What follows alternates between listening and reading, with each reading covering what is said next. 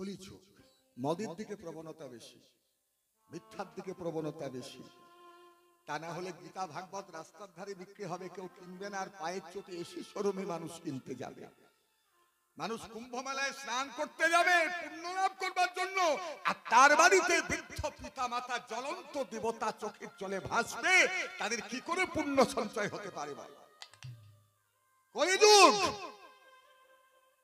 গোমাতার মাথায় ব্রহ্মা, কুজের মধ্যে ভোলানাথ শিব, পৃষ্ঠদেশে লক্ষ্মীনারায়ণ, গোবরের মধ্যে মা লক্ষ্মী, চারটি পা, চারটি বেদ, ঋক্সাম, যজু, অথর্ব এবং ৩৩ কোটি দেবদেবীর অবস্থান গোমাতার শরীরের মধ্যে। ভগবান গাভীকে বড় স্নেহ করতেন, বড় ভালোবাসতেন, মায়ের চোখে দেখতেন। কি করে দেখতেন? ওই যে প্রণাম মন্ত্র আছে, সবাই জানো, বলবো?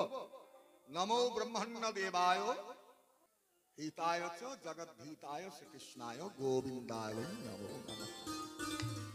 গো ব্রাহ্মণ হিতায়, গরু এবং ব্রাহ্মণকে ভগবান ভালোবাসেন। এই যে প্রমাণ,